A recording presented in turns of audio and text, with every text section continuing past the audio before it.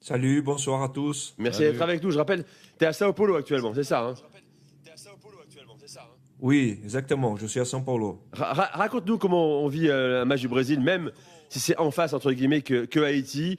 Est-ce qu'on le vit avec ferveur, dans la fête, l'attente aussi, et même voir l'appréhension? Oui, on avait une grande expectative par rapport au match d'aujourd'hui, par rapport au premier match que la sélection il a fait en face du Maroc. Euh, donc, on avait une très expectative de bien jouer, de faire un gros match, surtout de gagner pour pouvoir respirer un peu plus tranquillement et penser au dernier match de cette première phase. Et c'est vrai que bon, ils ont fait une très bonne première mi-temps, marqué 3 buts, ils pouvaient marquer encore d'autres buts aussi. Mais je pense ils ont diminué, ils ont levé le pied en deuxième mi-temps. Encore ça va parce qu'avec le Tahiti, tu peux faire ça, mais il faut penser que d'ici vers l'avant, ça va être difficile. Il va prendre des équipes avec beaucoup de qualité. Il ne peut pas se permettre de faire un deuxième mi-temps comme ils ont fait aujourd'hui.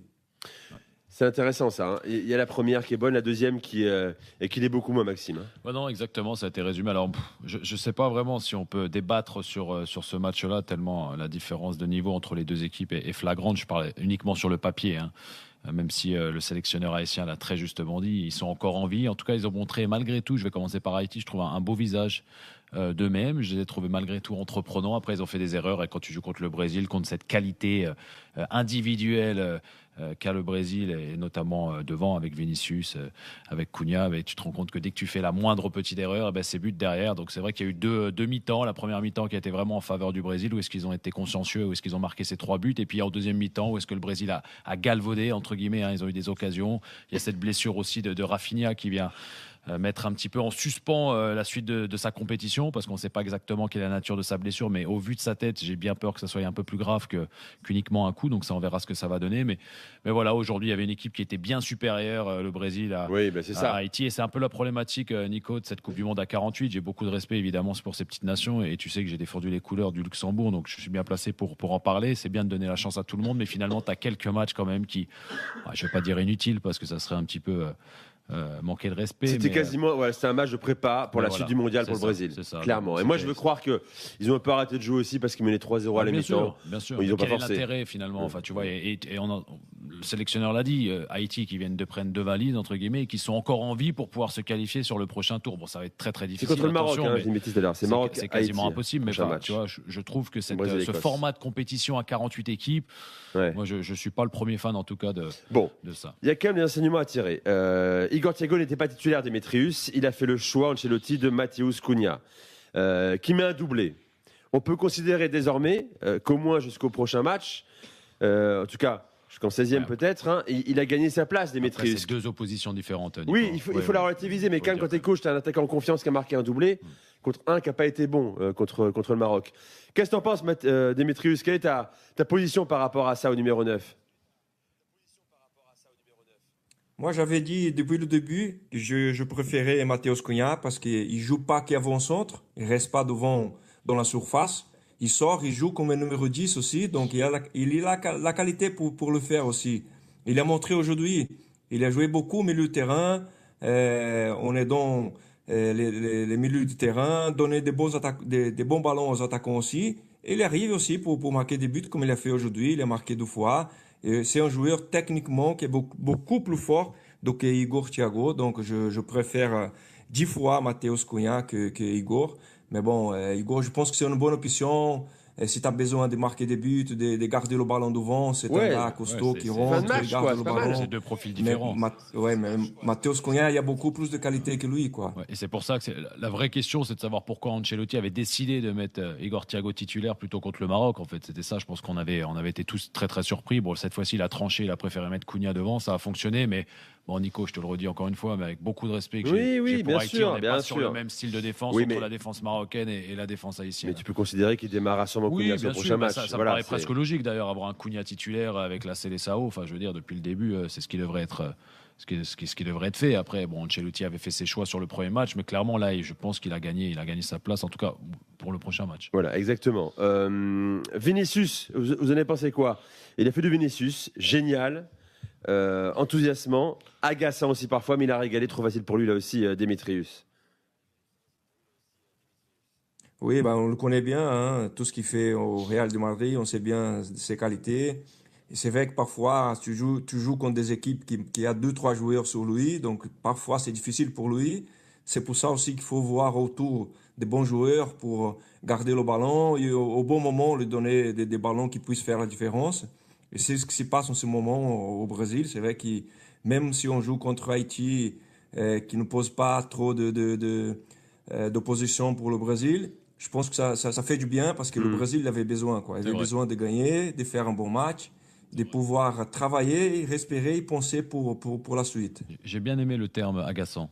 Oui. Ouais, je trouve que ça le résume bien. Ouais, surtout c'est au deuxième Vinicius, il mi-temps. est génial et à la fois agaçant. On le connaît, en effet, mais il a toujours tendance à faire la touche en trop et surtout en deuxième mi-temps. Mais c'est vrai que quand tu regardes le début de la compétition pour Vinicius, c'est lui qui marque contre le Maroc. Là, il marque encore son Eh but. oui. Il fait la passe Il marque décisive son sur but, le mais c'est but de aussi Cunha. grâce à lui que le but, voilà. Exactement. Il frappe, le ballon est but, c'est relâché, Cunha marque. Non, il faut mettre en Bien avant. sûr. Et en fait, quand tu regardes plus globalement, c'est quasiment toutes les stars de ce mondial qui fonctionnent bien. Hein. Que ce soit Kylian Mbappé, que ce soit Haaland, que ce soit Messi. Bon, il n'y a que notre ami Ronaldo là.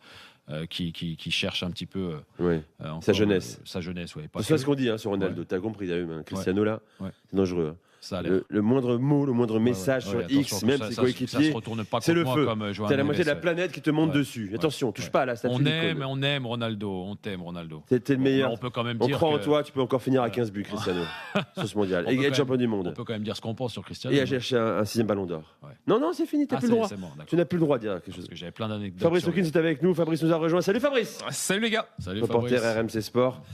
Tu penses quoi de Cristiano Ronaldo, Fabrice, toi? Exceptionnel. Exceptionnel, Très évidemment. grande carrière. Grande carrière, ça oui. On peut pas ironiser là-dessus. Immense carrière. Mais aujourd'hui, t'en penses quoi? Bah, il met plus un pied devant l'autre. hein. Je Oh regarde. là là! Oh là là, regarde ton J'ai compte la télé Twitter, comme c'est bon, vous. ça y est, c'était. Oh là là, découpez-moi ça à Paris, les CM, tout ça.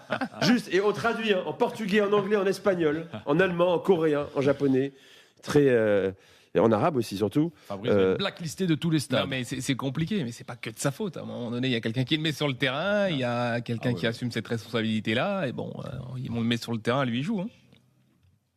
Un mot quand même de Rafinha. Demetrius est avec nous toujours, Ferreira. Il n'a pas été bon, encore une fois. Je vois sur les réseaux certains disent qu'il simule une blessure pour justifier un mauvais match. Évidemment, ça semble peu crédible quand même. Il est blessé. Je rappelle qu'il a manqué 22 matchs cette saison avec le Barça et avec la Seleção, hein.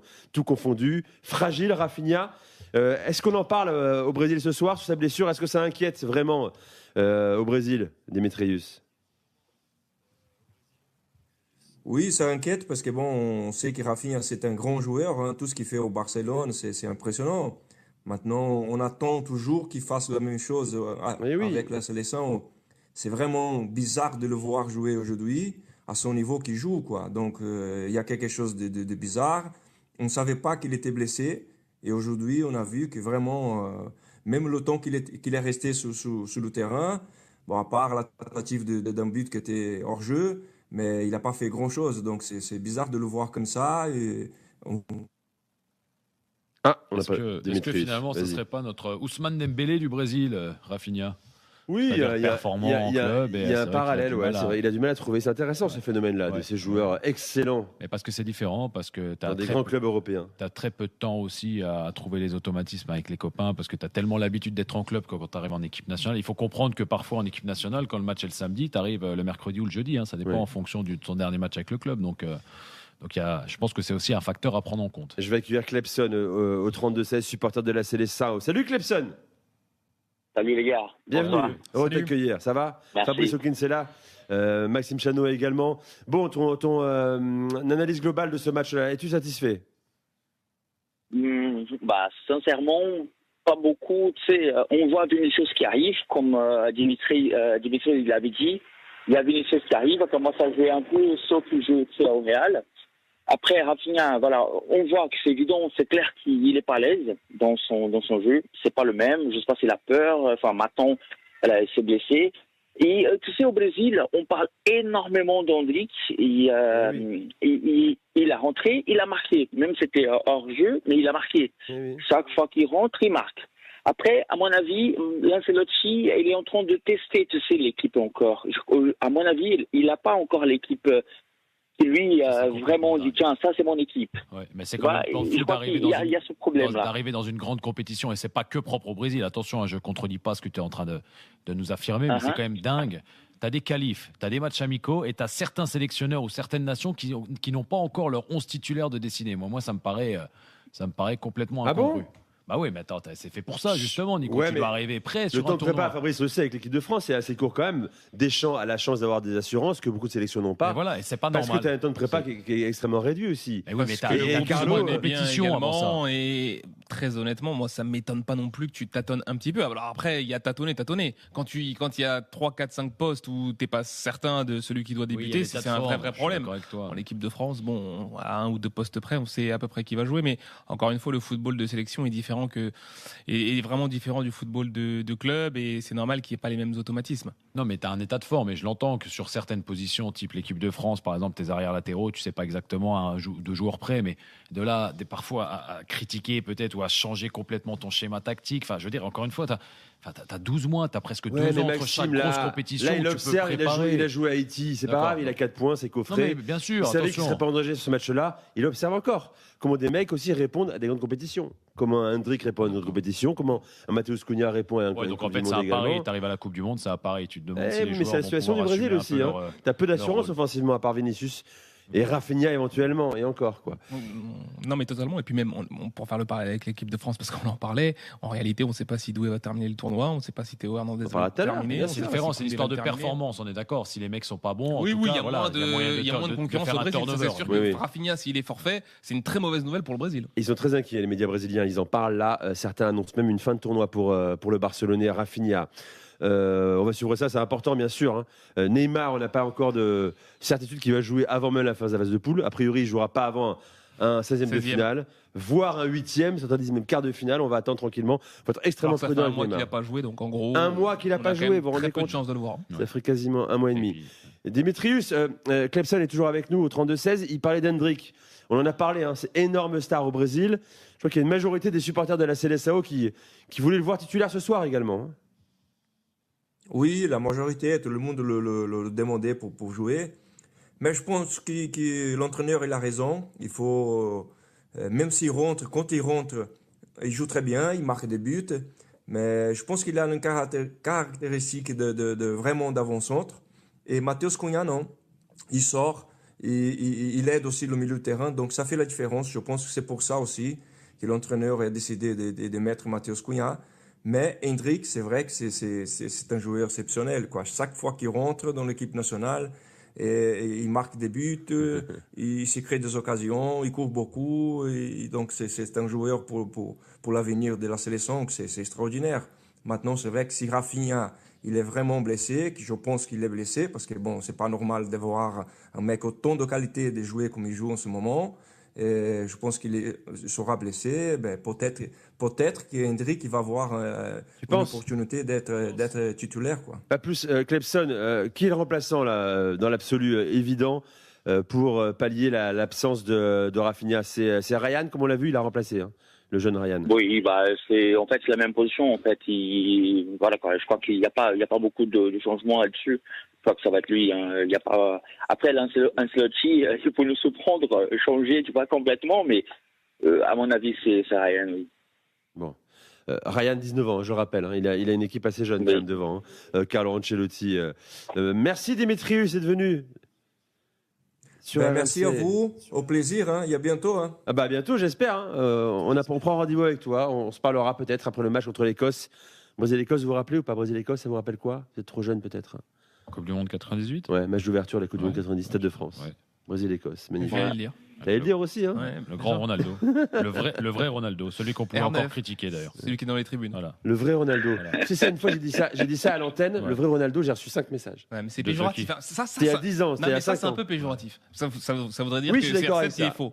Non, parce qu'en fait, appelons-le Cristiano. Comme ça, on fait la D'accord. nuance. Ouais, vous deux, là, Oh, non. vous êtes dans les viseurs de Cristiano. Ah, moi, j'ai rien dit, moi. si, moi si, non tu plus, fais j'ai ça. rien dit. Ah, non, moi, j'ai rien dit, je suis arrête, pas coupable. Arrête. Moi, Cristiano, j'ai toujours kiffé et tout. Ouais. Voilà, quoi. Clemson, merci d'avoir été disponible. Merci à vous, les gars. Tu vis où, Clemson? Ok, bien sûr, à bientôt. Je suis à Créteil. Ah, donc tu t'es levé pour le match, tu t'es pas couché en tout cas. C'est ça? Non, je suis pas couché. J'ai réveillé, puis après, ça y est, ça prend la journée, quoi.